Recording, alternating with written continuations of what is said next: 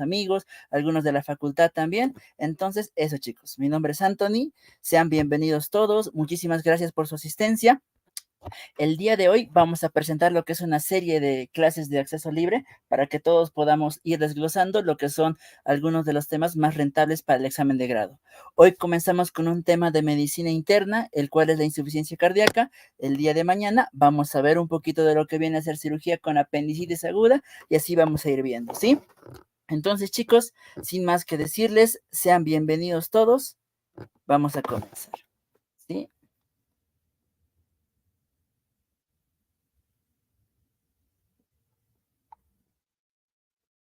Bien.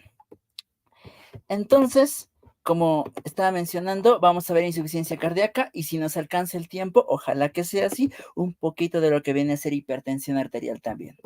Bueno, y antes de empezar a hablar de la patología, es necesario comenzar a entender un poquito de lo que viene a ser tanto la anatomía, fisiología y un poquito de la semiología, que también es preguntada. Les adelanto las cosas que son más rentables para el examen, voy a hacer un poquito más de énfasis, ¿sí? Entonces, concentrémonos en la explicación y a momentos les voy a dar un pequeño momento para que puedan sacar también las capturas y todo lo que ustedes deseen, ¿sí? Bueno, entonces para el examen de grado necesitamos saber un poquito de lo que viene a ser la semiología, ¿sí? Y para la semiología, entre las cosas que se han llegado a preguntar es sobre lo que son los focos de auscultación cardíaca. ¿Sí? El foco aórtico, el foco pulmonar, el foco tricuspidio, el foco mitral y lo que viene a ser el foco aórtico accesorio, también llamado foco de Earp. ¿Sí? ¿Qué han preguntado de estos? ¿Dónde se ubica cada uno de ellos? Entonces, empezamos con el foco aórtico y pulmonar. Ambos se encuentran a lo que viene a ser a la altura del segundo espacio intercostal. ¿Sí? Ambos están a la altura del segundo espacio intercostal. Uno en la línea paraesternal derecha y el otro en la línea paraesternal izquierda. ¿Sí? En lo que viene a ser el cuarto espacio intercostal, vamos a encontrar lo que viene a ser el foco tricuspidio. ¿Sí? Entre estos dos, aproximadamente en lo que viene a ser el tercer espacio intercostal, vamos a encontrar el foco aórtico accesorio. ¿Sí? Y finalmente el mitral va a estar a la altura de lo que viene a ser el quinto espacio intercostal, pero de la línea medio clavicular. Sí, entonces lo han preguntado, es algo que vale la pena conocer. ¿Para qué nos sirven estos focos? Pues si tenemos la presencia de un soplo, por ejemplo, que predomine en el foco aórtico, puede ser una estenosis aórtica o una insuficiencia aórtica. Y lo mismo con cada uno de estos focos. ¿Qué otra cosa necesitamos conocer? Pues el origen de los 4 ruidos cardíacos.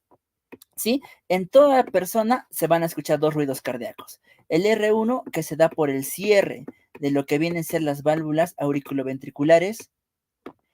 En estas me refiero a la mitral y la tricúspide, y en el segundo ruido cardíaco que se refiere al cierre de las válvulas semilunares. Cierre de las válvulas semilunares, aórtica y pulmonar entonces. Estos se escuchan en todos los pacientes. Sin embargo, también hay la presencia de un tercer y cuarto ruido cardíaco. ¿De dónde se origina el tercer ruido cardíaco? Este se da por un llenado ventricular rápido. ¿Sí? Por un llenado ventricular rápido. Llenado ventricular rápido entonces. ¿Sí? Y el R4, ¿dónde se da? Este se da por contracción auricular.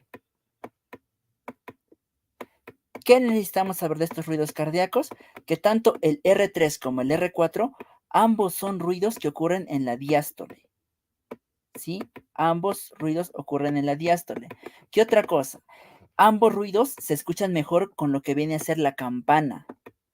Muchas veces pasa que dicen, yo nunca he escuchado un tercer ruido o un cuarto ruido, pero lo que pasa es que escuchamos con el diafragma o la membrana, pero estos ruidos se escuchan mejor con la campana.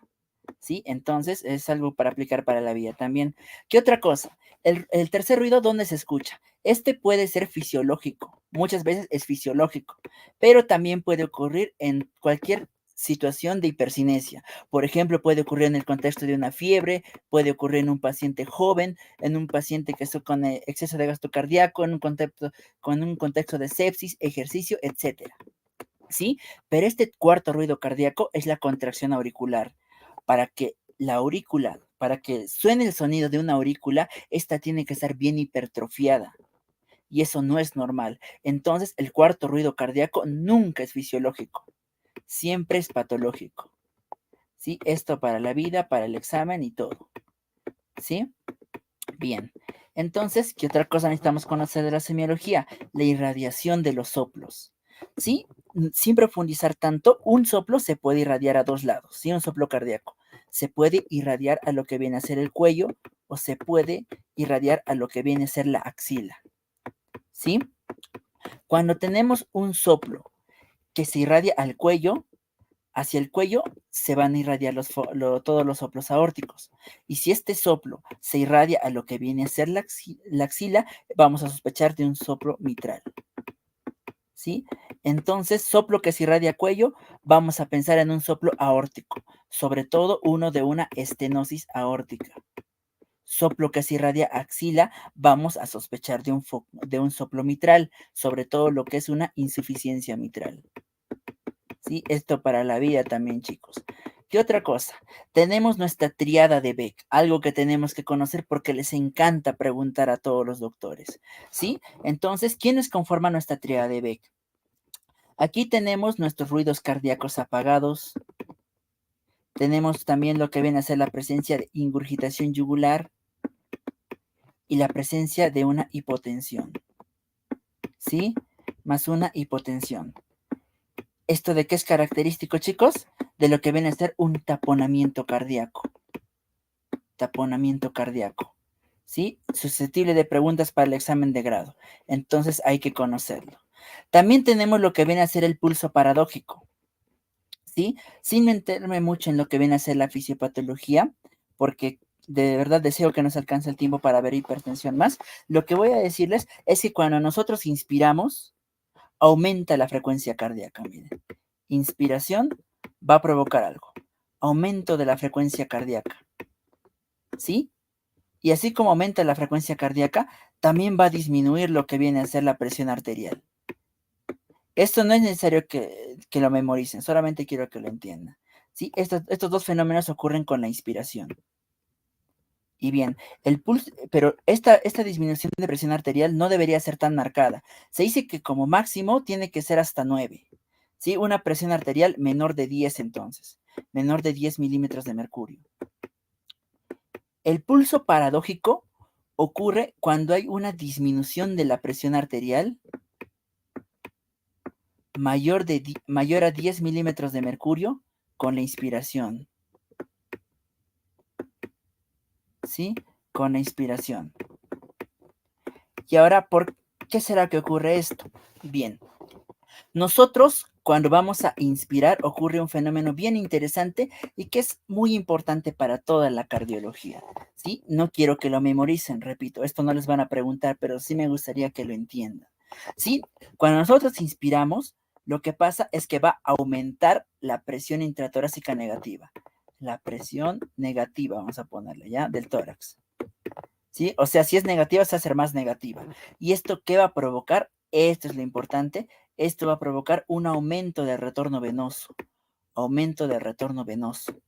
¿Sí? Y como está ocurriendo este aumento del retorno venoso, va a aumentar lo que es el gasto cardíaco del corazón derecho, pero aumenta el gasto cardíaco del corazón derecho. Y aquí es donde pasa lo interesante. Miren, aquí tenemos nuestro corazoncito, ¿sí? Este es el lado derecho, este es el lado izquierdo. Si tú aumentas tu retorno venoso, aumentas el llenado cardíaco, ¿qué es lo que pasa con este tabique? Se va a desviar para este costadito. Y el corazón izquierdo se va a quedar más pequeño. ¿Sí? ¿Por qué? Porque como aumenta el gasto cardíaco del corazón derecho, va a comprimir el tabique y va a disminuir el gasto cardíaco del corazón izquierdo. ¿Sí? Si disminuye el gasto cardíaco del corazón izquierdo, ¿qué va a pasar? Va a disminuir la presión arterial. Sí, a eso es a lo que me refiero. Vuelvo a repetir. Cuando nosotros inspiramos, aumenta la presión negativa del tórax.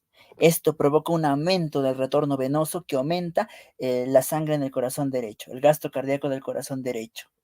Por ende, este aumento del gasto cardíaco, este volumen en el corazón derecho, va a comprimir el tabique interventricular, va a comprimir el corazón izquierdo, va a disminuir lo que es el gasto cardíaco del corazón izquierdo y por ende va a disminuir lo que es la presión arterial. ¿Por qué será que disminuye todo esto? Ya lo hemos visto. ¿Y por qué será que aumenta la frecuencia cardíaca? Porque se está disminuyendo la presión, así como igual cuando ocurre con un shock, ocurre lo que viene a ser un aumento de la frecuencia cardíaca para compensar esto. Sí, como dije, no es necesario memorizarlo, basta con comprenderlo. Sí, lo que sí les pueden preguntar es, ¿qué es el pulso paradójico? Disminución de la presión arterial mayor a 10 milímetros de mercurio con la inspiración. ¿Y dónde se ve esta patología? ¿Dónde se ve este signo? En cualquier en cualquier cosa que te cause fallo cardíaco del corazón derecho. Pero la más característica aquí es lo que es el taponamiento pericárdico igual. ¿Sí? El taponamiento cardíaco, perdón. Entonces ya tenemos dos signos ya de lo que viene a ser el taponamiento cardíaco. Tenemos la tríada de B con todo esto y tenemos el pulso paradójico. Bien, en lo que viene a ser el signo de Kussmaul ocurre algo parecido. Aquí lo que pasa es que con la inspiración va a ocurrir lo que es una ingurgitación yugular. Ingurgitación yugular. ¿Sí? Eso es lo típico del signo de Kussmaul. ¿Y por qué es que ocurre esto? Esto es típico de lo que viene a ser una pericarditis constrictiva, por si se los llegan a preguntar. Puede ocurrir en un taponamiento cardíaco, pero es más típico de una pericarditis constrictiva. ¿Sí? Aquí lo mismo, está aumentando el retorno venoso, pero aquí lo que viene a ser el corazoncito, aquí como si fuera un taponamiento, no se puede distender. Entonces, como aumenta el retorno venoso, aquí pues llena el corazón derecho, pero como este está bien contraído, pues no hay mucho espacio. Entonces la sangre empieza a regurgitar, regurgitar, regurgitar y distiende lo que viene a ser nuestras venas yugulares. ¿Sí? Entonces, signo de Kussmaul es una ingurgitación yugular con la inspiración típica de una pericarditis constrictiva. Y finalmente, el último dato semiológico que hay que conocer es lo que es el fenómeno de Rivero-Carballo. ¿Sí? Este fenómeno de Rivero-Carballo te dice que todo del corazón derecho, soplo del corazón derecho, va a aumentar con la inspiración. Va a aumentar con la inspiración. ¿Y por qué es que ocurre esto?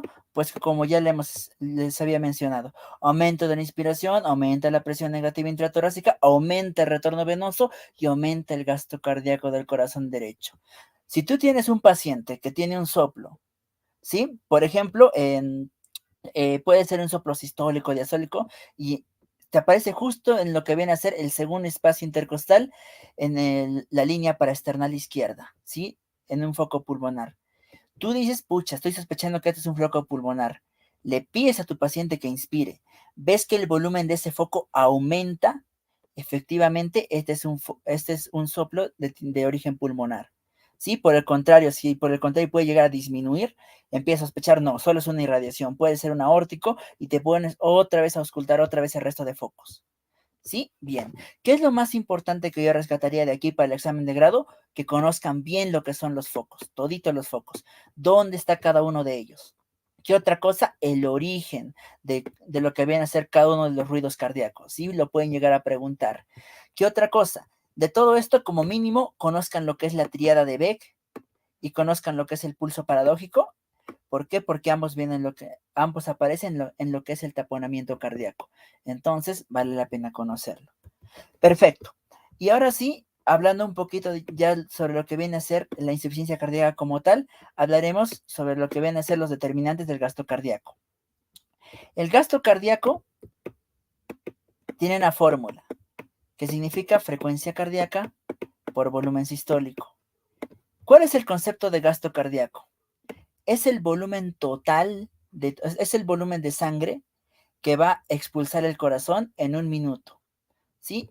El volumen que va a eyectar el corazón, vamos a ponerlo en términos médicos, eyectar el corazón en un minuto. Entonces, como tal, necesitamos saber la cantidad de sangre que el corazón inyecta en cada minuto y la frecuencia cardíaca, o sea, el número de veces que se va a contraer en cada minuto. Entonces, chicos, frecuencia cardíaca y volumen sistólico. Pero ahora para el volumen sistólico vamos a tener tres factores que van a poder, digamos, interferir en todo esto. La precarga, la poscarga y la contractibilidad. Entonces, ¿cuál es el concepto de cada uno de ellos?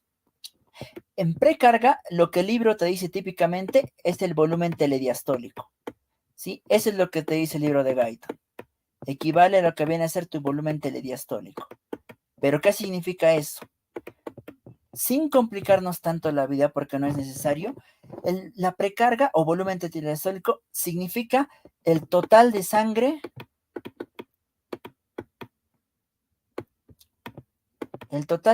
que va a tener el corazón antes de cada latido. Sangre que va a tener el corazón, que tiene el corazón antes de cada latido. Corazón antes de cada latido. ¿Sí? Antes de cada latido. De cada latido. Entonces, bien. A mayor sangre tenga el corazón, tendrá mayor precarga. A menor sangre tenga, menor precarga. ¿Sí? La postcarga, por otro lado, este es mucho más fácil de entender. Este se refiere a la resistencia contra la que el corazón tiene que impulsar toda la sangre que tiene. ¿Sí? En otras palabras, le estoy hablando de lo que es la resistencia vascular periférica. ¿Sí? Y por último, estamos hablando de la contractibilidad. Para la contractibilidad hay algo muy importante que es la ley de Frank-Starling. Esta sí vale la pena conocerla para lo que viene a ser el examen de grado. ¿Y en qué consiste? Bueno, lo que postula la ley de Frank-Starling es que a mayor distensión de las fibras miocárdicas, mayor tiene que ser la fuerza de contracción. ¿Y qué es esto que estoy diciendo? Miren, les he dicho que la precarga es muy importante para el corazón. Si nosotros tenemos mayor cantidad de sangre, es decir, mayor precarga, si este corazón no se contrae con más fuerza, una parte de la sangre se va a quedar estancada. Y por ende vas a empezar a tener ingurgitación yugular, edema agudo de pulmón, etcétera de cosas. O sea, vas a empezar a tener congestión. ¿Sí? Entonces, como dije, la ley de Frank-Starling te dice, mientras mayor sea la distensión de las fibras miocárdicas, mientras mayor sea la distensión de fibras miocárdicas,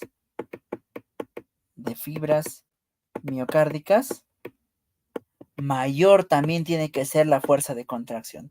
Mayor tiene que ser la fuerza de contracción. En el momento en que esta ley de Frank-Starling falle, aquí es donde empiezan a aparecer los signos de congestión y es donde empieza a aparecer la insuficiencia cardíaca. ¿Sí? Entonces, solo para repasar, gasto cardíaco, dos determinantes, frecuencia cardíaca y volumen sistólico. Volumen sistólico, tres determinantes.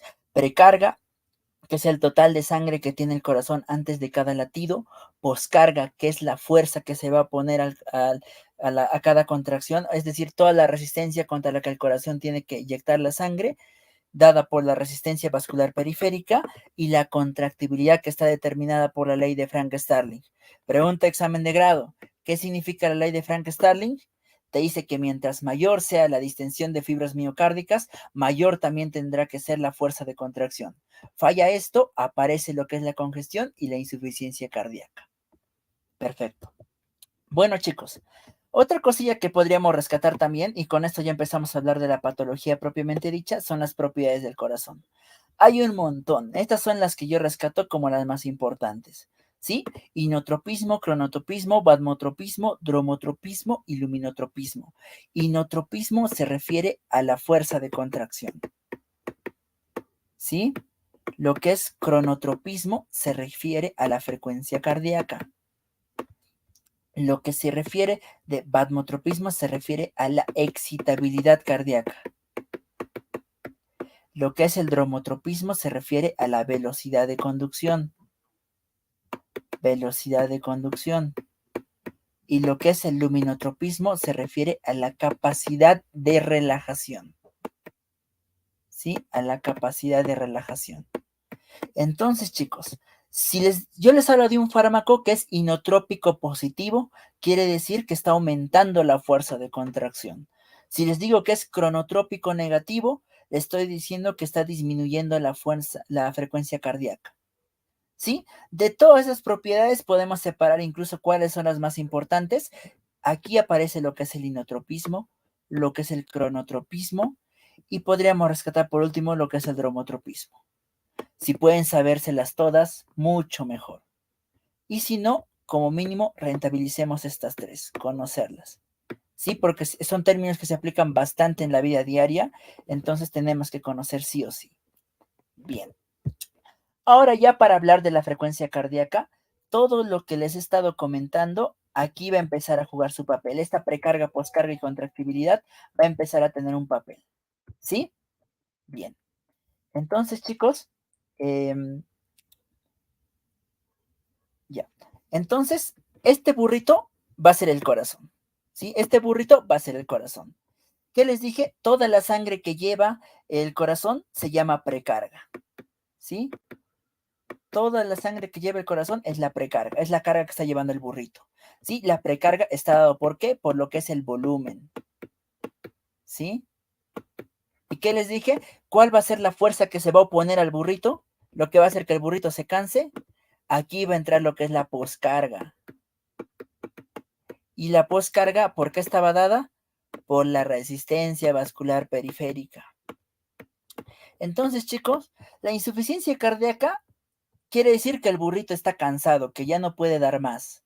Entonces, miremoslo, olvidémonos un poquito de la medicina. ¿Cómo podríamos hacer nosotros para que este burrito llegue más fácil a la cima? Número uno, podemos hacer que esta precarga, todo este peso que el burrito está llevando, disminuya. Nosotros disminuimos la carga del burrito, vamos a hacer que este burrito avance más fácil. ¿Cómo disminuimos la precarga? Es decir, ¿cómo disminuimos el volumen? Aquí entran lo que son los diuréticos.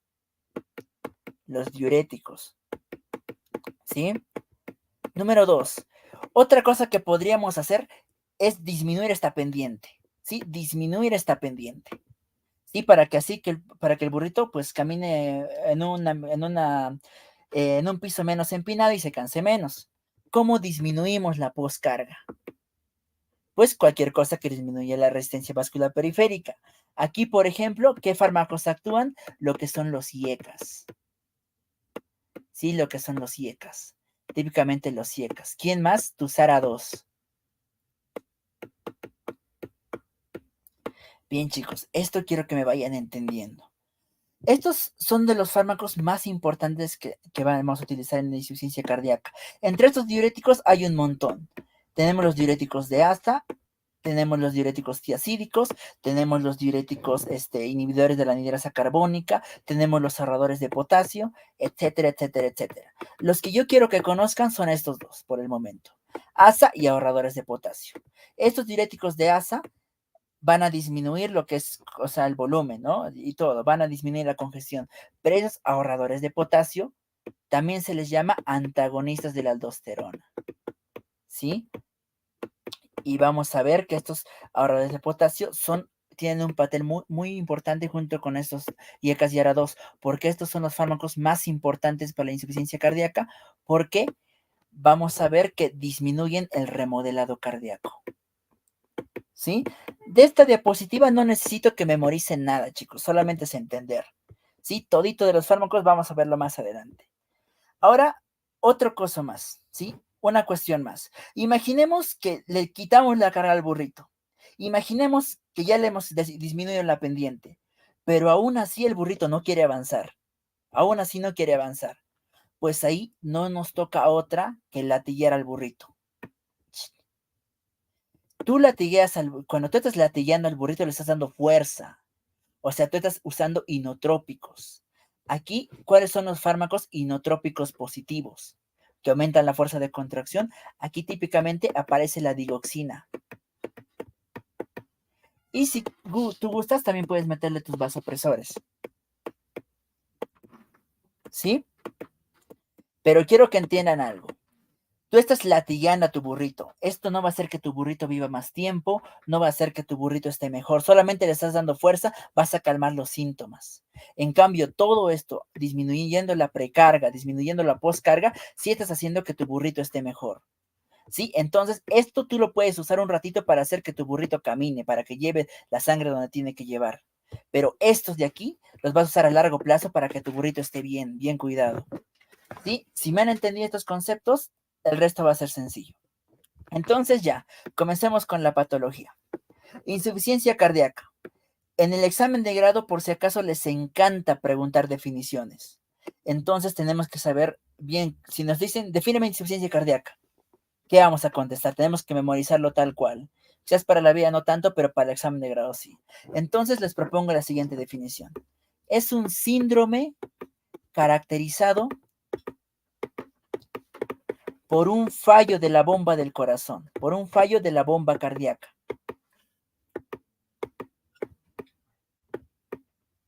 Ya sea por una causa estructural o funcional. ¿Y a qué me refiero con esto? Esto, chicos, vamos a desglosar esta definición porque de todo esto se va a entender todita la fisiopatología. Cuando nosotros hablamos de un síndrome, estamos hablando de qué cosa. También pregunta de examen de grado. Conjunto de signos y síntomas. De signos y síntomas. ¿Sí? ¿Qué son los síntomas? ¿Qué son los signos? Pregunta de examen de grado también.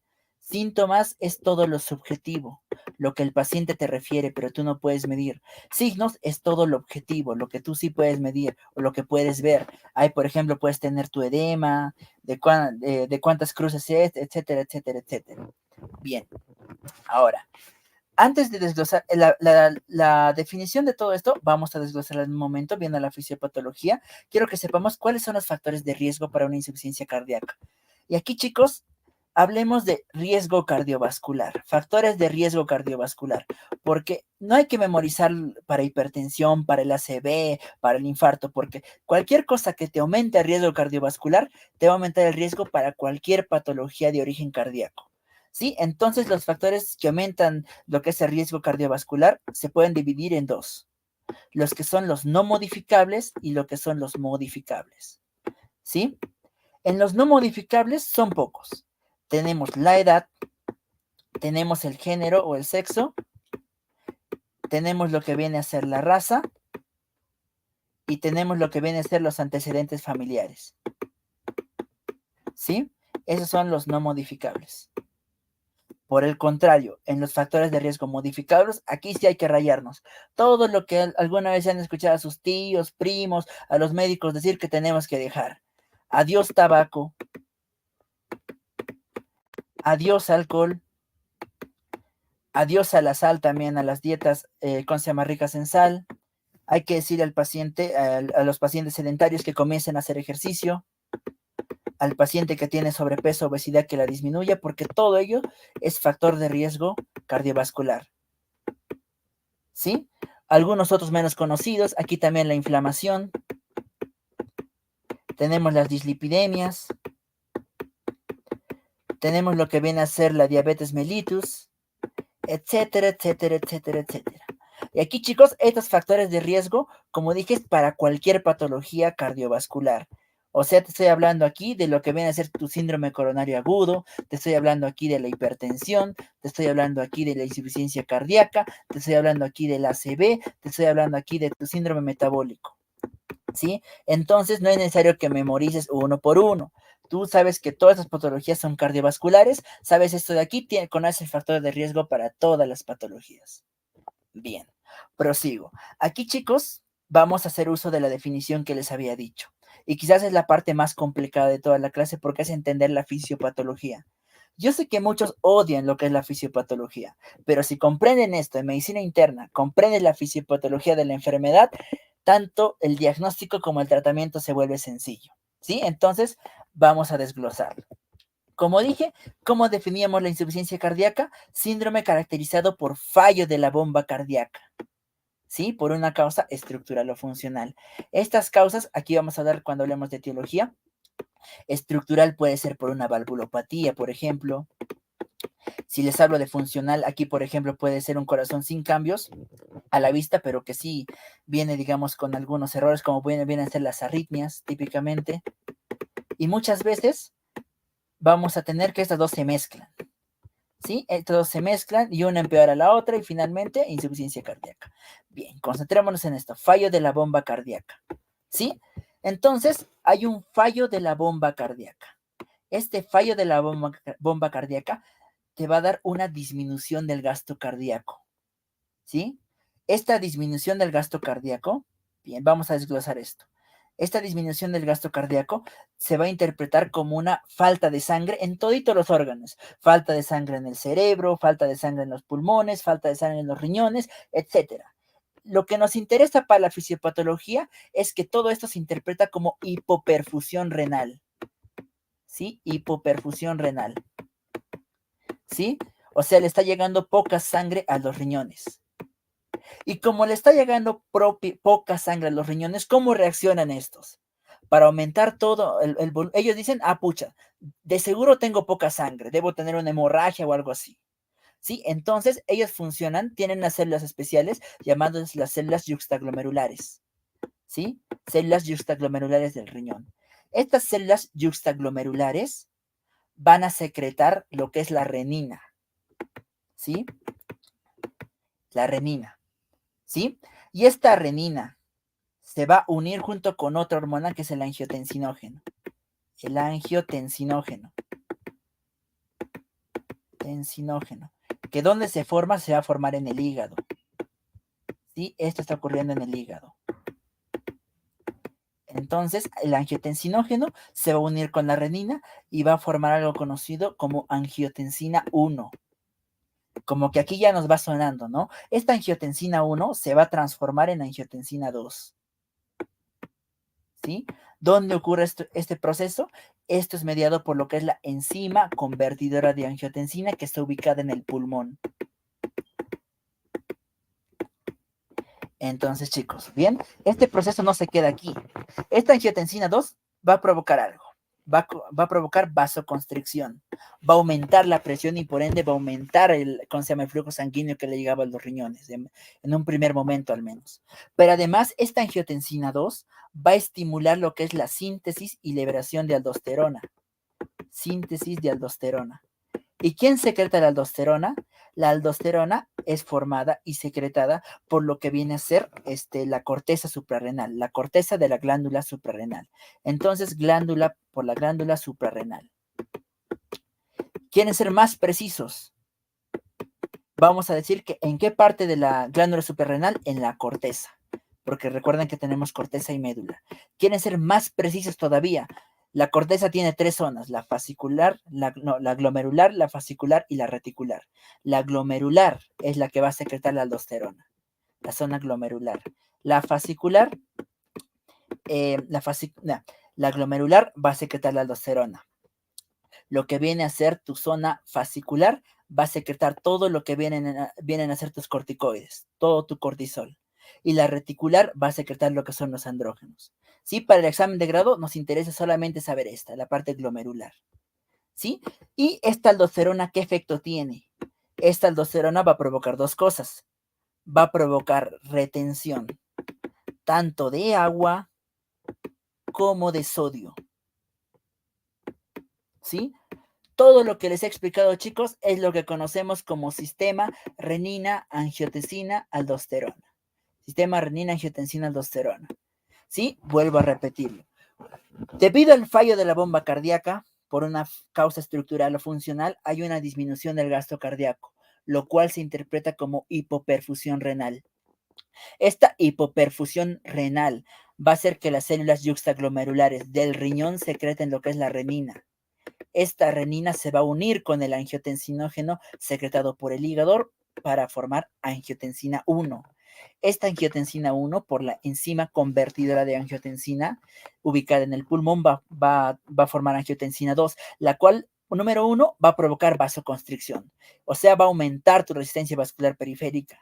Y número 2, va a provocar la síntesis y secreción de aldosterona por la glándula suprarrenal. Para ser exactos, la corteza, su zona glomerular. ¿Sí? Y esta aldosterona va a provocar retención de agua y retención de sodio. Y esto como tal, pues, ¿qué es lo que va a provocar? Vamos a ver ahora. Se activa el sistema renina, angiotensina, aldosterona, que es todo lo que hemos explicado. Sé que es complejo, pero es uno de los pocos ciclos que necesitamos para conocer para el examen de grado, junto con el ciclo de la bilirrubina, que lo han preguntado así tal cual.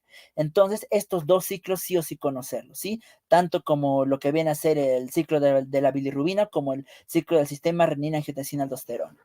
¿Sí? Entonces, bien, tenemos la activación del sistema renina, angiotensina, aldosterona, lo cual te va a formar angiotensina 2. Como dijimos, esta angiotensina 2 que provocaba vasoconstricción. Esta vasoconstricción, aumento de la poscarga. Si yo te estoy aumentando la poscarga, estoy causando esto. Le estoy aumentando la pendiente a tu burrito. Sí, le estoy aumentando la pendiente a tu burrito. ¿Qué más? Además, esta angiotensina 2 provoca lo que es la secreción de aldosterona, ¿no? Tara, tara, tara. La aldosterona, ¿qué te dije? Va a aumentar la volemia. ¿Por qué? Porque aumenta tanto el agua como también aumenta el sodio. ¿Sí? ¿Y qué les he dicho? Esto de acá te está aumentando el volumen. Y, y si te aumentan el volumen, te están aumentando lo que es la precarga. ¿Sí? Le estoy aumentando este cajón, se le estoy haciendo más pesada al burrito. Entonces, bien, es lo que estoy haciendo con la activación de este eje. Ahora, como les dije, tanto esta vasoconstricción, este aumento de la postcarga como aumento de la precarga va a determinar esto, un remodelado cardíaco. Este remodelado cardíaco con el tiempo se hace irreversible y es lo que va a dar lo que viene a ser nuestra insuficiencia cardíaca. ¿Sí? Entonces, chicos, ya para terminar con la fisiopatología, esta es la parte más importante. ¿Sí? Pero no es el único mecanismo que va a participar en esto. También vamos a tener la presencia de barroreceptores ubicados en lo que viene a ser tu seno carotidio, todo eso. Estos barroreceptores van a aumentar el tono simpático. Sí, van a provocar la liberación de norepinefrina por la médula por la médula de la glándula suprarrenal. Lo que nos interesa de aquí es que aumenta el tono simpático y este tono simpático provoca aumento de la postcarga porque causa vasoconstricción. Sí, en el hipotálamo tenemos lo que viene a ser una secreción de nuestra hormona antidiurética que igual va a provocar aumento del volumen. Chicos, ¿es necesario conocer todo esto para el examen de grado? No, solamente esta parte de aquí es la que yo les recomiendo, porque es lo más importante. ¿Sí? Si te sabes la parte del tono simpático, está bien, ráyate. ¿Te sabes lo del hipotálamo? Muy bien, ráyate. Genial. Pero como mínimo, necesito que me conozcan esto. Si es la parte más complicada. ¿Tú lo explicas bien? Pucha, el jurado no va a necesitar más. ¿Sí? Entonces, último repaso. Quiero que quede de verdad bastante claro. Falla de la bomba cardíaca, disminuye el gasto cardíaco. Esto va a provocar una activación del sistema renina-angiotensina-aldosterona. Como dijimos, ocurriendo todo esto, este aumento de la angiotensina y aldosterona va a provocar aumento de la poscarga por vasoconstricción y aumento de la precarga por aumento de la volemia, lo cual determina remodelado cardíaco y con el tiempo cambios irreversibles. ¿Sí? Recordemos que todo esto en un principio es para, digamos, para luchar contra esta hipoperfusión renal. O sea, el corazón piensa que lo que le falta es sangre. Todo esto busca aumentar, digamos, retener líquido, todo eso. Pero el corazón, digamos, no está entendiendo que lo que está fallando es la bomba cardíaca. ¿Sí? Entonces nosotros para evitar este remodelado tenemos que bloquear todo este eje. Hay que bloquear aquí, también podemos bloquear aquí, aquí no mucho, ¿sí? Esto nos sirve más para el diagnóstico, pero aquí digamos, esto sí podemos bloquear, esto sí podemos bloquear. Aquí podemos darle vasodilatadores, IECASARA2, etcétera, de medicamentos que ya vamos a ver. Bien, perfecto. Ya hemos hablado de la fisiopatología, espero que haya quedado clara. Al final si tienen alguna duda, volvemos a verlo, no hay problema. Hablemos de la clasificación, ¿sí? Por cavidad, por el lado afectado. Puede ser una insuficiencia cardíaca del lado derecho o puede ser una insuficiencia cardíaca del lado izquierdo o puede ser congestiva. Si digo congestiva me refiero a una falla cardíaca derecha e izquierda. ¿Sí? Entonces, ya habiéndoles dicho esto, a ver, me pasé un poquito. Ya habiéndoles dicho esto, quiero que sepamos reconocer una insuficiencia cardíaca de una derecha y de una izquierda. Entonces, les voy a dar una pista. En la derecha hay congestión sistémica, mientras en el lado izquierdo tenemos lo que es la presencia de congestión pulmonar. Ya habiéndoles dicho todo esto, quiero que entendamos cuáles son las sintomatologías que podemos tener, ¿sí? Si falla el corazón izquierdo en congestión pulmonar, ¿qué es lo que vamos a poder ver? Aquí, por ejemplo, nuestro edema agudo de pulmón. ¿Sí? Este edema agudo de pulmón, ¿qué te va a dar? Te va a dar tu presencia de estertores a la auscultación. ¿Qué otra cosa? Como síntoma específico, tu disnea paroxística nocturna. ¿Qué otra cosa? Tu ortopnea. ¿Qué otra cosa te va a dar? Tu tos con esputo asalmonalado. ¿Sí? Bien. Y si te hablo de congestión sistémica, aquí sí te tienen que rayar. Aquí te estoy hablando, por ejemplo, de tu ingurgitación yugular. Aquí, por ejemplo, te estoy hablando de lo que viene a ser tu edema en miembros inferiores. Aquí te estoy hablando de tu reflujo hepatoyugular. Aquí te estoy hablando de tu ascitis. Aquí te estoy hablando de lo que viene a ser tu derrame pleural. Ojo, no quiero que confundan lo que es el edema agudo de pulmón con un derrame pleural. Sí, esto es muy diferente. Bien, alguna vez ya les expliqué un poquito, los que habrán estado en el grupo, de cuál es la diferencia entre un derrame pleural y edema agudo de pulmón. Sí, en uno, la sangre está entre el espacio intersticial. Sí, en el edema agudo de pulmón el líquido está en el espacio intersticial, en el derrame pleural está entre lo que viene a ser la cavidad pleural propiamente dicha. ¿Sí? De esto lo han llegado a preguntar. Lo que dice aquí, sí, apréndanlo, memorícenselo para su examen de grado. Ahora, el que quiere saber por qué el derecho da derrame pleural y no edema agudo de pulmón, se los voy a explicar de manera rápida. ¿Sí? Nosotros tenemos nuestra cavidad pleural. La cavidad pleural tiene acá tus pulmones. ¿Sí? En esta cavidad pleural hay una presión negativa. Hay una presión negativa. Pero ¿se han preguntado por qué? ¿Por qué esta presión es negativa? Pues les comento, aquí tenemos vasos linfáticos. Vasos linfáticos que todo el tiempo están aspirando y como están aspirando y todo tiende a irse para ahí, es por eso que es la presión negativa de la cavidad pleural. ¿Sí? ¿Y dónde tienen estos vasos linfáticos de la cavidad pleural? Bien, aquí tenemos nuestra vena yugular, no, nuestra vena subclavia, aquí tenemos nuestra yugular, justo aquí en el ángulo venoso, ahí es donde tiende a meterse en estos linfáticos. ¿Sí? Estos conductos linfáticos tienen y justo aquí se enclavan en lo que viene a ser tu ángulo venoso, tanto derecho como izquierdo. Estas venas, la subclavia, la yugular, salen de qué lado? De tu corazón derecho. ¿Sí? Perdón, llegan al corazón derecho. ¿Sí? Aquí tienes tu aurícula derecha, aquí tienes tu ventrículo derecho. ¿Qué es lo que pasa si tú tienes un fallo del corazón derecho? Falla tu ventrículo derecho, pues llega la sangre a la aurícula derecha, porque se empieza a estancar. Y sobrepasa la aurícula derecha, sigue regurgitando. Aquí ya te causa tu ingurgitación yugular, mira. Y sigue aquí, también se da patosubclavia. Pero ojo, mira, como aquí estaban drenando esos linfáticos, también empieza a regurgitar a los linfáticos. Esto no se podrá ver a simple vista, pero está pasando. Va, se pasa y se pierde la presión negativa. Esa presión que todo el tiempo estaba aspirando el líquido se pierde. Entonces, como todo lo que está aspirando el líquido se pierde, el líquido empieza a acumularse. Es por eso que un fallo del corazón derecho te da un derrame pleural. ¿Sí? Entonces no es lo mismo edema agudo de pulmón que derrame pleural. ¿Sí? Bien, espero que se haya emprendido. Espero que se haya entendido. Ya tenemos esta cubierta. Hablemos por el tiempo. Tenemos una insuficiencia cardíaca de tipo agudo y de tipo crónico. ¿Sí? Para nuestro examen de grado, el paciente que nos puede venir es el tipo crónico y es el que más tenemos que conocer. Sin embargo, ¿qué podríamos saber de la aguda? Y chicos, no quiero que memoricen nada, no quiero que tomen apuntes, solamente un principio para la vida. De la crónica vamos a hablar el resto de la clase. De la aguda solamente tenemos esta diapositiva. Entonces solo entiéndanlo. Dudo mucho que lo pregunten, solo quiero que entiendan. ¿Sí?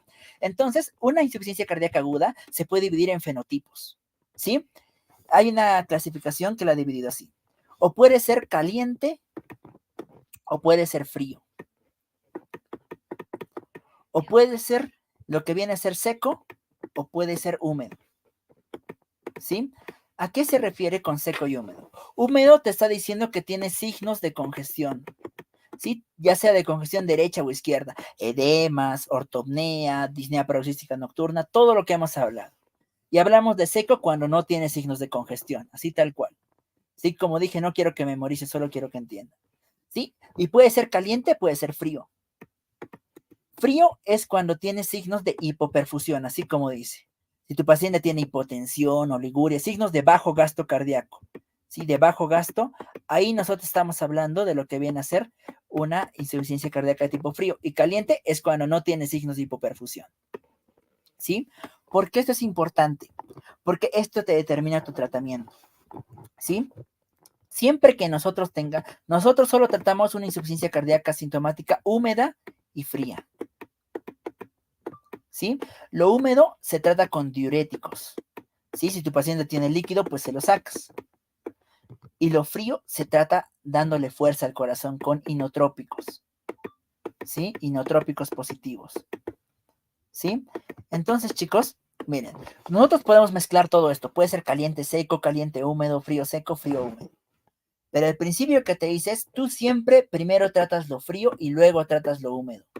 Si tú tienes un paciente que está hipotenso, que no está orinando, etcétera, y que a la vez está lleno de edemas, está con anasarca totalmente edematizado, antes de ponerle la furosemida, tienes que asegurarte que su corazón lata bien. Priorizas darle fuerza al corazón. Podrás darle, si tu paciente está con hipotensión, noradrenalina, dobutamina, lo que se te ocurra, lo que tengas, lo que corresponda según el tipo de shock. Y una vez que recién tienes cubierto esto, recién te preocupas de la parte húmeda. ¿Sí? No se les ocurre a un paciente que está edematizado pero con hipotensión, darle de forma directa su furosemida porque lo matas. ¿Sí? Este es un principio para la vida. Dudo mucho que te preguntan cuál es la clasificación de los fenotipos para insuficiencia cardíaca aguda, pero sí es importante que lo conozcan porque un día esto es para que no metan la pata. Primero tratamos lo frío, luego tratamos lo húmedo, chicos. ¿Sí? Igual sirve bastante para las preguntas de residencia. Si un día ven un paciente con hipotensión y que está edematizado, primero tratamos lo frío. ¿Sí? Esto es sobre la insuficiencia cardíaca aguda. Bien, para eso sirven estos fenotipos. Primero tratamos lo frío y luego tratamos lo húmedo. Bien. ¿Qué otra cosa? Ya hemos hablado de la aguda, tenemos el resto de la clase para hablar de la crónica, porque la crónica se puede dividir en todas estas. La clasificación NIJA y AJA. La clasificación AJA te habla de la estructura del corazón, es la clasificación estructural. La NIJA te habla de la clasificación funcional. Sí, por función afectada, aquí te habla función sistólica y función diastólica. ¿Sí? Esto, chicos, hoy en día ya no se usa. ¿Sí? Solamente por si les preguntan cómo se clasifica, dicen sistólica y diastólica. Porque esta sistólica y diastólica se ha transformado en la de FEBI prácticamente. ¿Sí? Ahorita vamos a ver a qué me refiero. Pero en esta sistólica, vamos a decir que es, hoy en día, un fallo sistólico, hoy en día equivale a decir a una FEBI deprimida y una diastólica a una FEBI conservada. ¿Sí? Ahorita voy a explicarles qué significa cada una de ellas. ¿Sí? Entonces, hablemos de lo que es la NIJA y la AJA. Este es un poquito de memoria, pero no, la verdad que van a ver que se parecen bastante y no necesitan tanto. ¿Sí? La AJA, como les dije, es la parte estructural. La NIJA es la parte funcional. ¿Sí?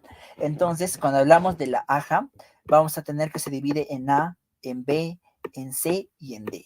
Y cuando hablamos de la NIJA, esta te dice grado en clase 1, clase 2, clase 3 y clase 4. ¿Sí?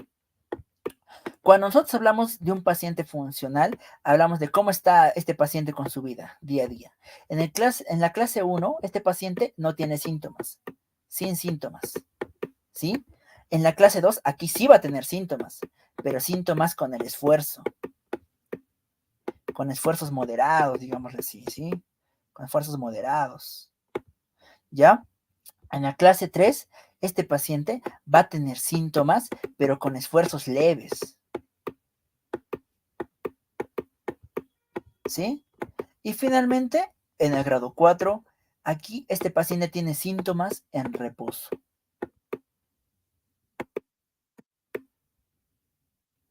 Y cuando hablamos de la parte estructural, aquí, como les dije, ya hablamos un poquito de cómo está ese corazón como tal. En el grado A, se dice que este paciente tiene factores de riesgo cardiovascular, todo lo que hemos dicho, pero sin patología cardíaca. O sea, este paciente todavía no está mal, sin patología cardíaca, sin patología estructural. ¿Sí? En el grado B, este paciente tiene patología estructural. Tiene patología estructural, pero no tiene síntomas. ¿Sí? En el grado C, este paciente tiene patología estructural, pero ya tiene síntomas. Y en el grado D, este paciente tiene patología estructural con síntomas en reposo. Así tal cual, conocerlo para el examen de grado. 1, 2, 3, 4, A, B, C, D. Van a ver que se parecen bastante. Sí, siempre vamos de lo menos a lo más. Pacientes sin síntomas que poquito a poquito se va cansando hasta que se cansa en reposo. Aquí, en cambio, ¿cómo comienza la enfermedad? Primero tiene factores de riesgo, luego ya se enferma, pero todavía no se notan los síntomas, luego ya se empiezan a notar un poco y al final se notan bien. ¿Sí? Entonces, esto vale la pena conocerlo. ¿Sí? sin inundar mucho, la clase funcional va cambiando con el tiempo, ¿sí? Según qué también esté tratado tu paciente. Esto te habla del pronóstico de tu paciente. Mientras peor sea su clase funcional, peor va a estar tu paciente. Pero la clase estructural, esto te indica, te dice qué tratamiento darle. Desde el grado B, chicos, aquí iniciamos los fármacos, para que lo vayan sabiendo. Desde aquí se inician los fármacos. Aquí seguimos con los fármacos. El grado T, este de aquí, el grado D, es indicación de trasplante cardíaco. Que no se hace mucho en nuestro medio, pero que es la indicación, ¿no? Trasplante cardíaco. Bien. Entonces, finalmente, lo que les dije, la clasificación por su función afectada, que hoy en día es como la FEBI prácticamente. Bien, ¿a qué se refería? Sistólica y diastólica. Para empezar, quiero que se fijen en esto. Miren esta pared cardíaca, así de toda delgadita, toda bonita, y miren esta otra, toda gruesa. ¿Sí? ¿Cuál es el problema aquí? ¿Esta pared tan delgadita tendrá fuerza para bombear todita la sangre? Aquí lo que falla, el fallo está, ¿dónde? Fallo en la sístole, porque el fallo está en la contracción. Fallo está en la contracción, le falta fuerza para contraerse este corazón. Sus paredes están muy delgadas.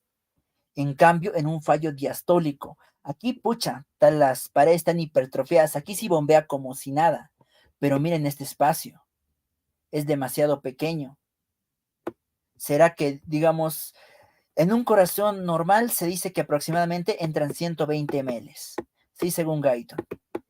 Se dice que de esos 120, nosotros eyectamos aproximadamente 70 ml en cada latido.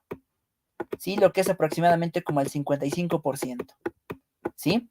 Y ahora miren, imagínense que aquí, digamos, sí entran los 120, pero como no tiene la fuerza, solo van a salir 30 ml.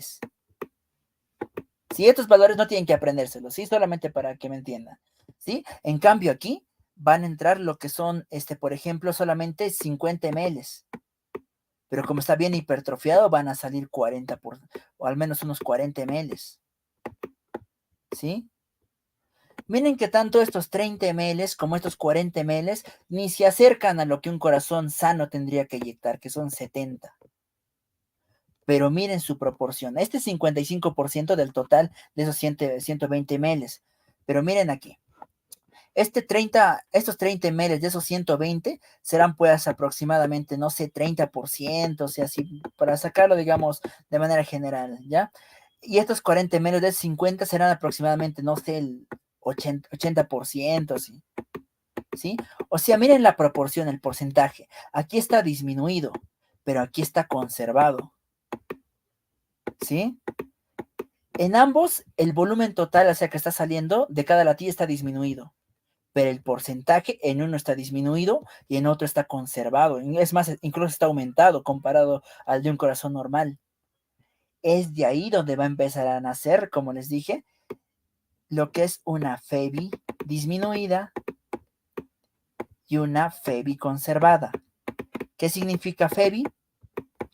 Fracción de eyección del ventrículo izquierdo, o sea, el porcentaje. Fracción de eyección del ventrículo izquierdo. ¿Sí? Entonces, esto para que conozcan. ¿Qué más necesitamos saber de aquí? ¿Cuáles son las causas de una insuficiencia cardíaca con fallo sistólico? ¿Sí? Aquí quiero que conozcan dos principalmente. Lo que es la enfermedad coronaria, que es la causa más frecuente de fallo cardíaco en todo el mundo. Y en nuestro medio también aquí aparece lo que es la cardiopatía chagásica. ¿Sí? Esto pregunta del examen de grado. ¿Qué te causa la cardiopatía chagásica? Lo que conocemos como una miocardiopatía dilatada. ¿Sí? El corazón se dilata y por ende no va a poder contraerse con la fuerza. ¿Sí? Aquí lo que falla, como dije, es el llenado. El fallo es diastólico. Llenado, fallo diastólico. ¿Sí? ¿Y qué puede causar que estas paredes se hipertrofien? Tendría que haber un aumento de la resistencia, ¿no? ¿Qué resistencia? De la resistencia vascular periférica. Entonces, ¿de quién te estoy hablando aquí? Te estoy hablando de tu hipertensión arterial. Sí, de tu hipertensión arterial. Aquí, chicos, como dije, estas son las tres principales. Estas son las que quiero que conozcan para su examen de grado. Hay más, hay más. Aquí puedes ponerle, por ejemplo, en la parte sistólica, puedes ponerle una miocardiopatía dilatada de tipo hereditario, ¿sí? Aquí puedes colocarle en tu diastólica, puedes colocarle una amiloidosis, ¿sí? Aquí puedes colocarle también lo que es en el tipo sistólico, aquí también puedes poner el alcohol, por ejemplo, ¿sí? Por decir algunas cosas. Montón, etcétera, de causas. Mínimo yo quiero que conozcan estas tres. Enfermedad coronaria, Chagas y hipertensión de la diastólica, ¿sí? Entonces, con esto ya hemos hablado de lo que es la función afectada. Sistólica, que hoy en día equivale a una FEBI disminuida, y diastólica a una FEBI conservada. Esta es la clasificación más importante, la de la FEBI. ¿Por qué es la más importante? Porque una FEBI disminuida tiene un tratamiento y una insuficiencia cardíaca con FEBI conservada tiene otro tratamiento. ¿Sí? Entonces, esta es la clasificación más importante hoy en día. ¿Sí? Y cuando hablamos de una FEBI disminuida, cuando esta es menor al 40%. Cuando hablamos de una FEBI conservada, cuando esta es mayor al 50%. Y entre 40 y por ciento se dice que es de una FEBI indeterminada, de una FEBI mixta, etcétera, que no nos interesa por el momento. Sí, saber que solamente FEBI disminuida es cuando es menor al 40%. Sí, este datito sí me gustaría que lo sepan tanto para la vida como sí podrían llegarlos. Si les ingresa un internista al examen, que son medio fregaditos, digamos, sí podría llegarles a preguntar esto. ¿Sí? Y de aquí, como dije, ¿cuáles son las que quiero que conozcan sí o sí para su examen de grado? Esta, la de cavidad, la del lado afectado, sí o sí, porque ya la han preguntado antes. La del tiempo, pues no es difícil, decir agudo y crónico, ¿sí? Lo que les expliqué es solamente para la vida. Por tiempo, saber que agudo y crónico.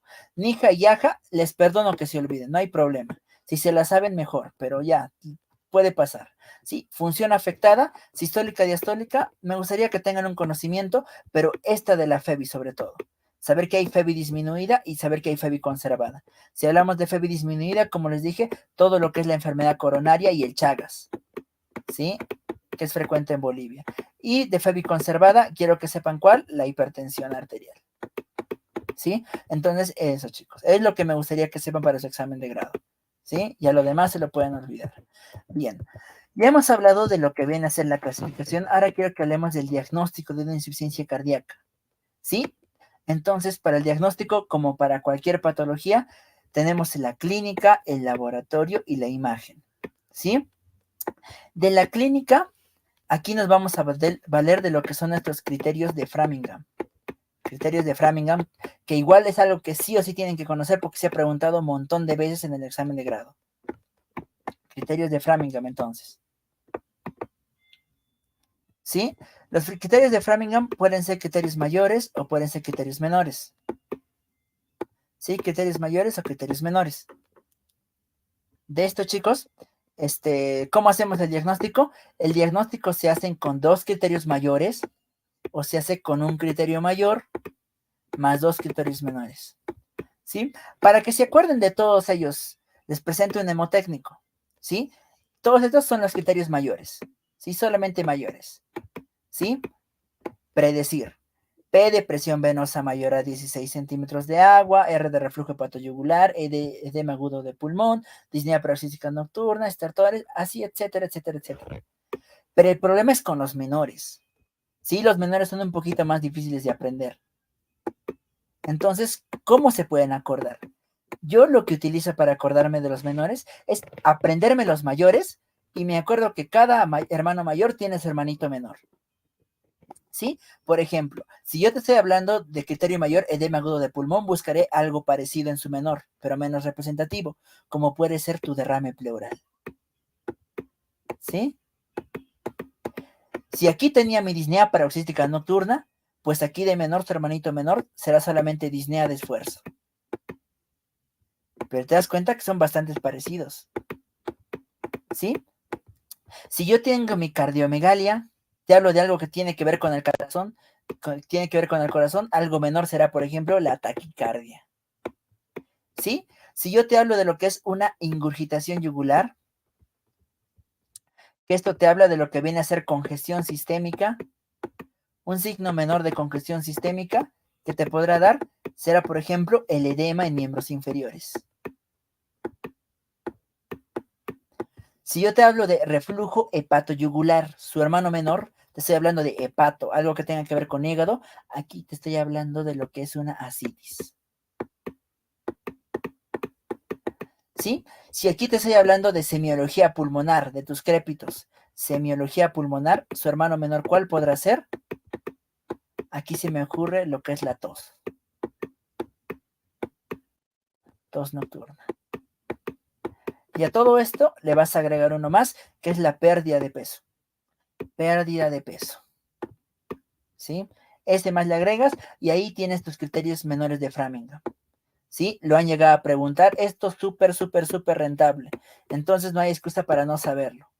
¿Sí? Súper rentable. Saber tanto los mayores como los menores. Dominar lo más rentable. Bien. Ya hemos hablado de la parte clínica. ¿Sí? Hablemos del laboratorio. ¿Sí? Entonces, para hablar del laboratorio, solamente, sin profundizar mucho, quiero que conozcan un solo laboratorio, ¿sí? Para insuficiencia cardíaca, lo que es el ProBNP. Este ProBNP o péptido natriurético auricular, lo que te dice es natriurético, o sea, es que mientras mayor sea el péptido, lo que trata de inducir es natriuresis. ¿Qué es la natriuresis? Es botar sodio por la orina. ¿Para qué el cuerpo bota sodio por la orina? Para que este sodio jale agua. O sea, tú cuando tienes ProBNP aumentado o péptido natriurético, tu cuerpo está tratando de botar agua y está tratando de botar sodio en la orina. Está tratando de botar líquido. Está tratando de descongestionarse. Entonces, un ProBNP en un paciente con insuficiencia cardíaca siempre va a estar aumentado. ¿Sí? Típicamente aumenta en la insuficiencia cardíaca. Si tú sospechas de un paciente que cumple tus criterios, le pides ProBNP y sale disminuido, este paciente no tiene insuficiencia cardíaca, sí, tal cual. ¿Sí? ¿Por qué? Porque ProBNP tiene algo característico, tiene un elevado valor predictivo negativo. ¿Qué quiere decir? Si tu péptido natriurético sale negativo, difícilmente tienes insuficiencia cardíaca. Si sale positivo, puede que tengas insuficiencia cardíaca o otro montón de cosas. ¿Sí? En nuestro medio no se pide mucho, ¿sí? Porque no hay muchos laboratorios, pero sale más barato que pedirle a tu paciente un ecocardiograma. Entonces, normalmente lo que se hace es primero le piden este laboratorio y sale positivo, recién se le pide un ecocardio, ¿sí? En cambio, en nuestro medio, como no tenemos, normalmente directo pedimos lo que es el ecocardio. Pero sí vale la pena conocerlo, porque lo pueden llegar a preguntar. Si el único laboratorio que les pido que se aprenda para insuficiencia cardíaca es el péptido natriurético auricular, que va a estar aumentado y tiene gran valor predictivo negativo. Más que eso, no vale la pena conocer. ¿Sí? Solamente saber eso. ¿Sí? Y en imagen, chicos. En imagen puede pedirle su radiografía si gustan, lo que ustedes quieran, pero lo que va a ser el gol estándar en una insuficiencia cardíaca es nuestro ecocardio. Ecocardiograma. Ecocardiograma y de preferencia Doppler, ¿sí? ¿Y qué es lo que vamos a ver en nuestro ecocardiograma? Que sí lo han llegado a preguntar, ¿sí? Vamos a ver tres cosas, ¿sí? Número uno, vamos a ver lo que es la FEBI, para ver si es de FEBI disminuida, si es de FEBI conservada, porque esto nos va a dar nuestro tratamiento. Entonces, nuestra FEBI, ¿sí? Otro, vamos a ver si hay un fallo estructural. Fallo estructural, ¿sí? Aquí este fallo estructural puede verse como una hipertensión, no, perdón, puede verse como una hipertrofia de las paredes cardíacas, como una dilatación de las cavidades cardíacas, puede verse como una valvulopatía, etcétera. Y por último, vamos a ver nuestra presión pulmonar. Nuestra presión pulmonar, ¿sí? Nuestra presión pulmonar media, que tiene que ser menor a 25. Lo que han preguntado es qué se ve en el ecocardiograma y lo que el jurado quería era la FEBI. ¿Sí? Entonces, ustedes solamente conocen. Tenemos que ver la FEBI. ¿Y una FEBI normal cuánto es? Les dije. La FEBI normal, como les dije, debería ser aproximadamente de 50 a 55%. ¿Sí? Se habla de deprimida cuando está menor a 40%.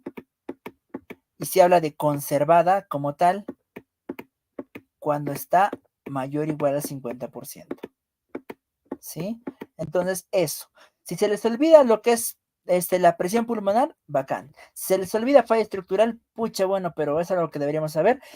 Al menos acuérdense que el ecocardio es para ver la FEBI. Esta FEBI te va a decir si es de FEBI conservada o disminuida y según esto, tú le vas a dar tu tratamiento. ¿Sí? Esto para la vida, entonces. Y también para el examen de grado, que como dije, han preguntado por la FEBI ya una vez. Bien. ¿Qué otra cosa? Diferencia entre un edema cardíaco y un edema renal. A esto también lo han llegado a preguntar. ¿Sí? Edema cardíaco y edema renal, entonces. Entonces, para esto, chicos, no quiero que lo memoricen, quiero que lo entiendan. ¿Sí? Número 1. Un paciente cardíaco se va a congestionar. Se va a congestionar. La sangre no puede retornar como debería.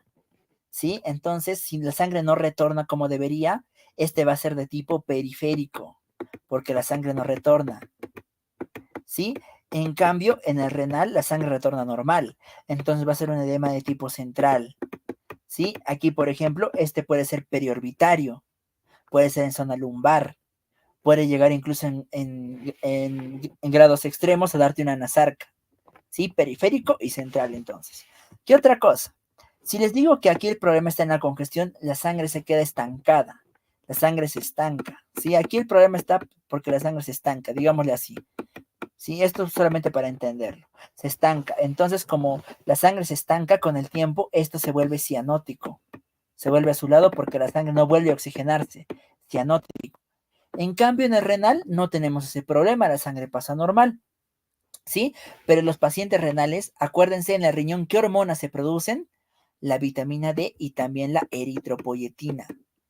Un paciente con enfermedad renal crónica pierde la eritropoyetina y por ende, ¿qué va a tener? Va a tener anemia. ¿Qué tipo de anemia? Normocítica, normocrónica.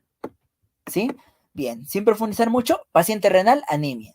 Y si tiene anemia, ¿de qué color va a ser su edema? Va a ser un edema pálido. Bien, ya tenemos otra diferencia. Como dije, viendo la fisiopatología. ¿Qué otra cosa, chicos?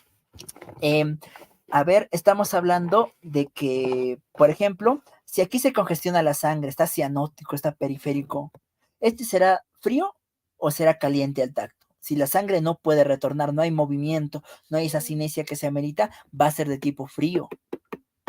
Pero en cambio, en un paciente renal, la sangre circula normal. Entonces aquí va a ser de tipo caliente.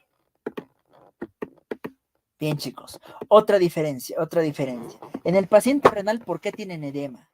Estos pacientes van a perder proteínas por la orina, ¿sí? Van a tener disminución de las proteínas. Y por ende, si recuerdan algo de fisiología, las proteínas daban la presión oncótica. Entonces disminuye su presión oncótica o coleidosmótica. Su presión oncótica, ¿sí? Ya bien. Por eso se da el edema. Si esto lo vamos, este concepto se repasa más en todo lo que es derrame pleural. Si ahorita no, solamente a grosso modo hay que verlo. Pero recordemos algo, las proteínas son lo que da la consistencia. Las personas que hacen fisicoculturismo, que toman suplemento de proteínas, buscan justamente eso, que la proteína tenga consistencia. ¿Sí? Aquí este paciente renal no tiene proteínas. Entonces su edema va a ser de qué tipo, va a ser blando. ¿Sí? En cambio, el paciente cardíaco no tiene ese problema de las proteínas y por ende va a estar duro. Este sí tiene proteínas. ¿Sí? Entonces el cardíaco va a estar duro. El blando, como no tiene proteínas, va a estar blando. Y por último, como este cardíaco es por problema de estancamiento, va a aumentar con la gravedad. ¿Sí? El paciente está caminando todo el día y en la noche, como ha estado caminando todo el día, recién va a aparecer el edema. O sea, es nocturno o vespertino. Y finalmente, en lo que viene a ser tu edema de tipo renal, ¿cómo va a ser?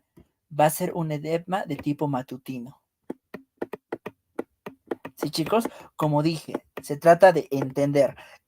¿Entienden este concepto? Este mismo rato del examen de grado, se lo empiezan se lo empiezan a recitar, van pensando, van pensando, van pensando. Y es más, les aseguro que si ustedes te explican por qué, el jurado les da unos puntos extra. ¿Sí? Entonces, entiéndanlo y en base a ello, todo lo que es medicina interna es contenido, es demasiado contenido. Se los digo por experiencia, es demasiado contenido. Pero el truco de medicina interna es entenderla.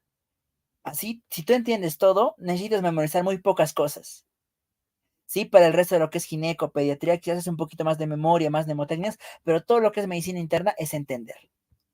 ¿Entiendes medicina interna? Se vuelve fácil. ¿Sí? Bien. Entonces, ya les he hablado de la clínica, ya les he hablado del diagnóstico, todo eso. Hablemos un poquito de lo que viene a ser el tratamiento. ¿sí? El tratamiento. Y para hablar de tratamiento, siempre me gusta desglosarlo en dos: el tratamiento farmacológico y no farmacológico. Hablemos del no farmacológico primero, ¿sí? Aquí tenemos quitar los factores de riesgo para empezar. Tu paciente le gustaba fumar, pues ni modo, ya no va a poder fumar. Chao tabaco, chao tabaco, chao alcohol. Vas a decirle a tu paciente chao obesidad, porque ¿qué va a tener que hacer? Va a tener que cuidar su dieta, va a tener que hacer ejercicio aeróbico, todo ese tipo de cosas, ¿sí? ¿Qué más le vas a decir de la dieta? ¿Cómo va a ser su dieta? Baja en grasas, lo que tú quieras, pero sobre todo una dieta hiposódica, ¿sí? Esto para cuando pongas la conducta en tu examen de grado, así vas a colocar dieta hiposódica, ¿sí? Y si lo colocas y tu doctor te pregunta, y doctor, ¿cuándo es una dieta hiposódica? Aquí vamos a hablar de algo, ¿sí? Se dice que nosotros aproximadamente tenemos como al menos 3 a 4 gramos de sodio en la dieta. Estoy hablando de sodio, no de sal, ¿sí? Para hablar de una dieta hiposódica, debería ser menor a 3 a 4 gramos de sodio al día. Estoy hablando de sodio, no de sal, por si acaso, no lo confundan, ¿sí? Pero hay otras bibliografías que te hablan de menor de 2 gramos. Lo que yo les recomiendo, y esto tómenlo como un consejo para todo lo que es el examen de grado, cuando ustedes tengan así una bibliografía que dice esto y una que diga esto, digan la que ven que ha sonado más. Si tu doctor te dice no, dice, doctor, me confundí, es menor a tal. O sea, cambias tu respuesta. Nunca corrijas a un doctor en el examen de grado diciendo, no, yo he leído en tal lado. No, nunca hagas eso, porque ya te marcas. Sí, eso como consejo, así como tip. Le dices una respuesta. Si te dice no es la respuesta que buscaba, cambias de respuesta y dices, perdón, me equivoqué. Y si tu doctor te corrige, le dices, muchísimas gracias, lo voy a tomar en cuenta. Gracias, doctor. Suficiente con eso. ¿Sí? Cuidado con bronquearse en el examen de grado. Pasa y ya, pues es algo que tenemos que controlar. ¿Sí? Entonces, esto para el examen de grado. Yo les diría que primero digan esto. Y si ya les dije cambian, pues le dicen esto más. Pero como mínimo digan esto. ¿Ya? Y otra cosa, ahora sí hablemos de la parte farmacológica. Y aquí son de los fármacos que más se usan. Estos fármacos para insuficiencia cardíaca también los vamos a ver en lo que es la hipertensión. ¿Sí? Entonces vale la pena conocerlos. ¿Sí? ¿Cuáles son los fármacos para la insuficiencia cardíaca? ¿Sí? Tenemos lo que son nuestros IECAS. Tenemos lo que son nuestros ARA2. Tenemos lo que vienen a ser nuestros diuréticos. Y aquí vamos a dividirlos. ¿Sí? Ahora sí vamos a profundizar en esto. Diuréticos, ¿cómo se dividen? En las tiacidas. ¿Cómo más se clasifican? También tenemos lo que son los de ASA. Como más les dije, tenemos los ahorradores de potasio o antagonistas de la aldosterona.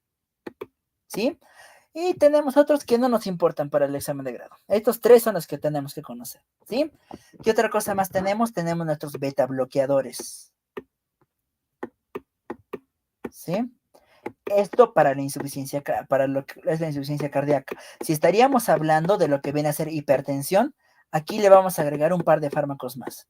¿Sí? Aquí, para hablar de hipertensión, estamos hablando de toditos estos que he mencionado y de ya le aumentas antagonistas de los canales de calcio. ¿Sí? Pero bien, ya hablaremos de ellos en hipertensión. Nos concentraremos en estos. IECAS, los inhibidores de la enzima convertidora de angiotensina. ¿Sí? Aquí tenemos tu captopril, tenemos tu enalapril. ¿Qué necesitamos conocer de estos? Su mecanismo de acción, pues su mismo nombre lo dice. ¿Cuáles son sus reacciones adversas? Reacciones adversas medicamentosas. Aquí, chicos, la tos. La tos que se da hasta en 10% de los pacientes, ¿sí? Y que obliga a cambiar de fármaco. El otro este es el más frecuente, o el más representativo, digamos. Pero tenemos otro que es el más grave, el angioedema.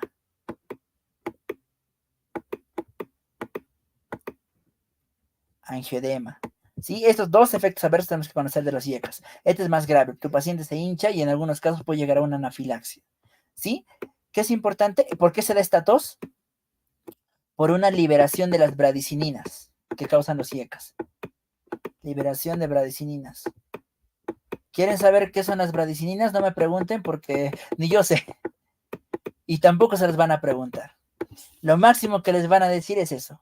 ¿Por qué los YECAS dan tos? Liberación de bradicininas. No vale la pena profundizar más en esto, ¿sí? Pero este sí es un concepto que pueden llegar a preguntar, ¿sí? ¿Y qué es lo que pasa cuando tu paciente le da tos? Pues tú le cambias por un ARA-2, tu losartán, tu valsartán, ¿sí? De los ARA-2 que hay que conocer, pues que tienen el mismo efecto tanto antihipertensivo como este cardioprotector como los YECAS, ¿sí? Y estos no dan tos. Esa es la diferencia, ¿sí? Bien. ¿Qué otra cosa? Tanto los YECAS como ARA-2 hay que tener precaución en los pacientes con enfermedad renal, ¿sí? Esta parte, este concepto que le estoy diciendo ahora se ve mejor en lo que viene a ser enfermedad renal crónica. No quiero inundar mucho porque es algo bien complejo e importante que sí me gustaría ver en una clase de enfermedad renal crónica, por ejemplo. Pero también saber que, digamos, estos hay que tener precaución en pacientes que están con enfermedad renal crónica.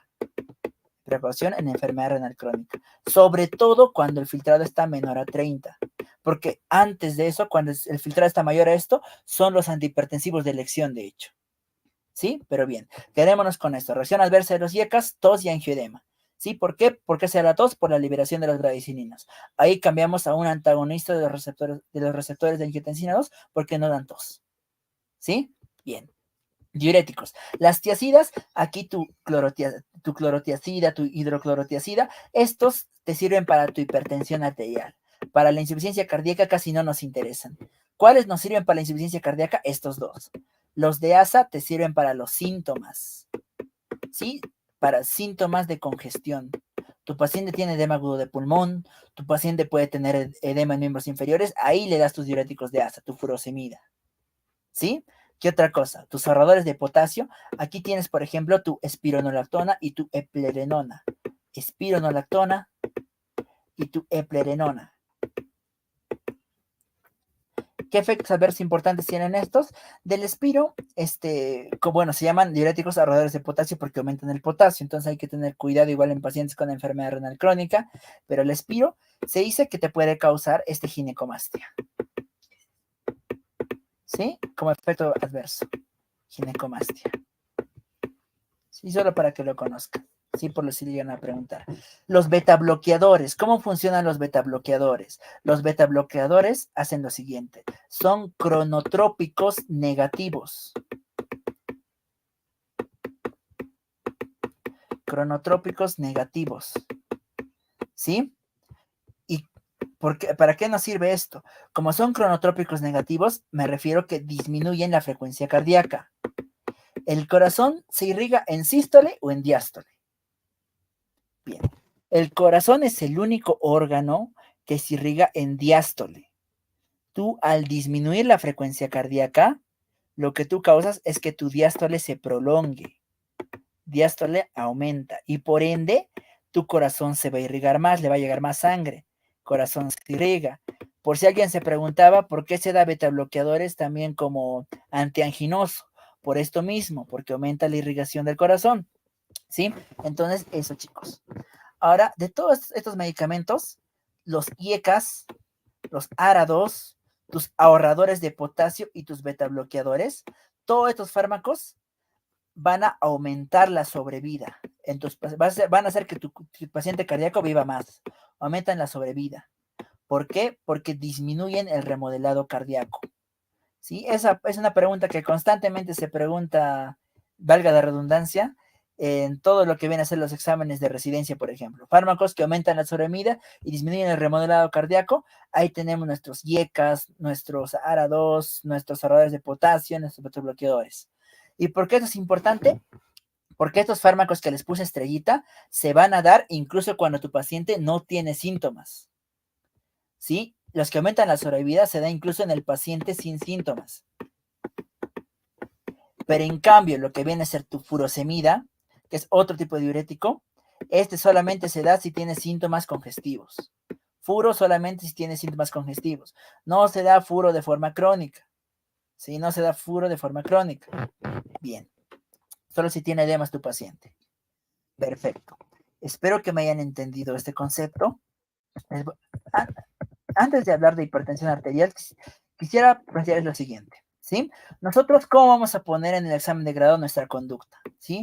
Conducta, entonces. Iniciemos. Ya hemos visto un paciente cardíaco. Número 1, ¿qué vamos a hacer con nuestro paciente? Vamos a internarlo. Internación, entonces. Ya tenemos a nuestro paciente internado. Número 2, pasamos a lo que son las medidas generales. En medidas generales, ¿qué podemos colocar? Posición Fowler o semi-Fowler. Posición Fowler o semi-Fowler. ¿Por qué vamos a colocar esto? Porque les van a preguntar, justifícame tu conducta, doctor. Pues para evitar la ortopnea de tu paciente. ¿Por qué se da la ortopnea? Por congestión pulmonar, ya lo hemos visto. Esto para mejorar la ortopnea, entonces. ¿Qué otra cosa? Vas a decirle, voy a darle dieta hiposódica a mi paciente. No se olviden de esto. Dieta hiposódica. Dieta hiposódica con restricción hídrica. Más restricción hídrica. ¿Sí? Entonces, esto con nuestro paciente. ¿Qué otra medida más vamos a tener? Vamos a darle balance hídrico estricto. ¿Sí? Y para hacer un balance hídrico estricto, esto no en todos los pacientes. ¿Sí? Estos dos que les voy a decir, no en todos los pacientes. Número 1, puedes darle oxigenoterapia si corresponde. Puedes o no. Eso ya dependerá de cómo veas a tu paciente. Hay que evaluarlo cada uno. Y número 2, a este paciente puedes considerar colocarle una sonda Foley. ¿Sí? Si vas a colocar sonda Foley, tienes que justificar. Por ejemplo, les pongo, imaginen, estos pacientes cardíacos muchas veces son ancianos. Imaginen un paciente anciano que no tiene control de esfínteres. ¿Será que vamos a poder vigilar bien lo que son los líquidos en este paciente? O sea, no va a estar pesando el pañal nomás, o sea, necesitas balance hídrico estricto. Entonces tienes un paciente con insuficiencia cardíaca que es anciano, no controla esfínteres, pues puedes colocar una sonda Foley. Tú colocas lo que tú quieras siempre y cuando lo puedes justificar. ¿Sí? Ahora, si no tiene edemas, ya se va a ir de alta, pues obviamente no corresponde colocarle, pues no lo colocas tampoco. ¿Sí? Entonces vamos modulando y vamos viendo nuestro criterio médico, ¿sí? Bien, como tercera cosa, aquí vamos a ver nuestra solución. Aquí yo les propongo dos cosas, ¿sí? Ustedes en solución pueden colocarle lo que es un stopper, que el stopper es como una vía que donde solamente le van a colocar los medicamentos prácticamente y nada de líquido. Y número 2, pueden colocarle alguna solución, por ejemplo, lactato, pero si le colocan solución, pónganle muy poquito. Yo, por ejemplo, si es un paciente adulto, incluso 500 cc para 24 horas. Y si el doctor les pregunta, ¿por qué tan poquito? Ustedes justifican diciendo, doctor, es que mi paciente es cardíaco. Y voy a ver cómo está orinando, voy a ver el balance hídrico estricto y control de la diuresis. Y según eso ya veré si le aumento líquido o le quito líquido. ¿Sí? Ustedes justifican con esa forma. Cualquiera de los dos pueden colocar, los dos son válidos. El número 4. Aquí, chicos, no quiero que ustedes, o sea, de verdad, yo espero que hayan entendido la clase, que hayan entendido cómo funciona el tratamiento para el examen, pero para el examen de grado, nosotros recién estamos saliendo como médicos generales, entonces no nos volvamos cardiólogos todavía. ¿Sí? Démosle el tratamiento que ya estaba tomando tu paciente. Está tomando su losartán, dale su losartán. Está tomando su enalapril, dale su enalapril. Entonces, los fármacos que ya tomaba. Pero además, si tu paciente tiene edemas, acuérdense, paciente con edemas, ¿qué hacemos? Darle diurético. Le vas a dar furosemida. ¿Sí? La furosemida, ¿de cuánto se da? La furosemida viene en presentaciones endovenosas y viene en presentaciones vía oral. ¿Sí? Por vía oral, la furosemida viene de 40 miligramos. Endovenoso solamente viene de 20 miligramos. ¿Sí? Entonces, chicos, esto tú lo vas modulando según cómo veas a tu paciente. Tu paciente tiene poco edema, dale 20 miligramos al día. ¿Ves que tiene mucho edema? Dale 20 cada 8 horas y vas ajustando, o 20 cada 12 horas. Vas jugando, ¿sí? Tú vas jugando con esto poquito a poquito. Ya la práctica nos enseña eso a nosotros, ¿sí? Y ya una vez que acabas con los medicamentos, finalmente le vas a pedir tus laboratorios. En laboratorios, ¿qué le puedes pedir? Como mínimo yo te diría, a este paciente pídele su hemograma, su glucosa, su urea, su creatinina, y preguntarás, ¿pero por qué? Esto para tener una idea, para que tu paciente tenga una insuficiencia cardíaca aguda, para que sea internado, algo ha tenido que descompensarlo. Por ejemplo, un hemograma puedes pedir para ver que la causa de su exacerbación no sea una infección, por ejemplo. En ese caso veríamos una leucocitosis con desviación izquierda. Glucemia para ver igual que además es un paciente cardiovascular. Acuérdense que todo paciente cardiovascular casi siempre viene con sus yapas. Si tiene insuficiencia cardíaca, probablemente tenga hipertensión, probablemente tenga diabetes. Entonces, esto para controlar cómo está.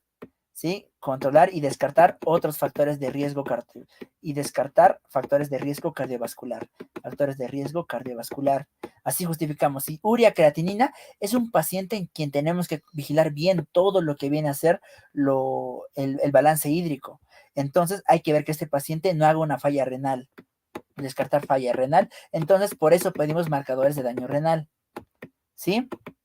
Ahora, además de todo esto, tú puedes ver otras cosas para pedirle según la patología que tenga, pero si gustan pueden incluso colocar un ProBNP, pero si colocan el ProBNP tienen que saber defenderlo. Ya les he hablado del ProBNP. Es una prueba que que va a estar aumentada porque lo que trata de hacer es que el paciente orine todo ese líquido que está reteniendo.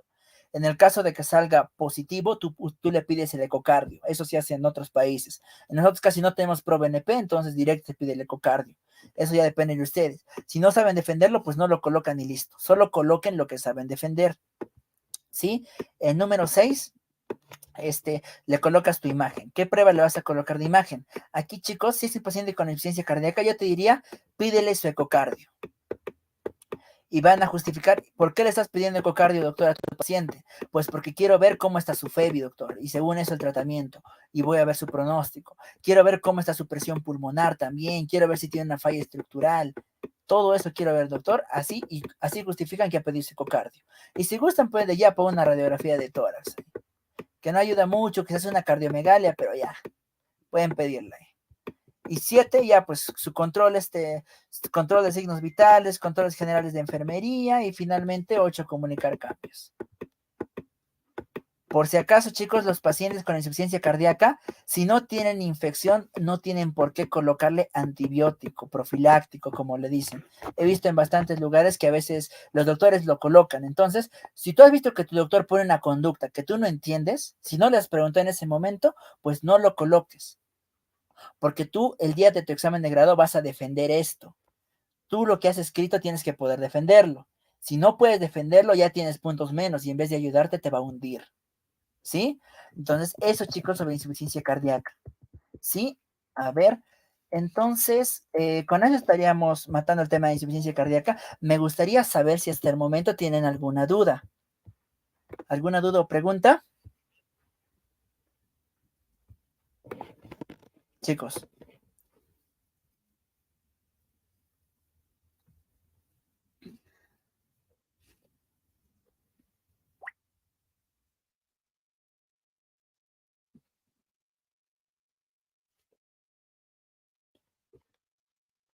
Chicos, ¿alguna duda o pregunta sobre la patología?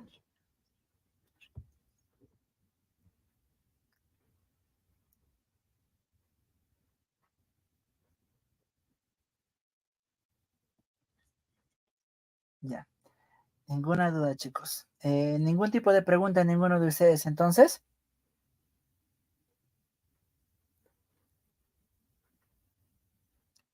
Ya. Perfecto, chicos. A ver, entonces, viendo esto, ¿cuántas diapositivas faltan? Ta, ta, ta, ta, ta, ta, ta. Son... Ya. Mm, viendo que, digamos, hipertensión es igual un tema bastante preguntado. Sí, entonces lo que yo no quisiera es cortarlo a la mitad o tratar de apurarme por hacerlo. Lo dejaremos para otra oportunidad. Yo creo que solamente con insuficiencia cardíaca concluiríamos la clase de hoy. El día de mañana vamos a realizar una clase sobre todo lo que viene a ser patología pendicular, apendicitis aguda estoy hablando. Entonces, de la misma forma, están invitados cada uno de ustedes y nos estaríamos viendo, va a ser a la misma hora. Sí, yo creo que igual mandaré lo que es un cartel publicitario igual y ya pues nos estaremos viendo. Si no hay ninguna duda, chicos, con eso daríamos por concluida la clase. Nos estamos viendo el día de mañana, ¿sí? Buenas noches.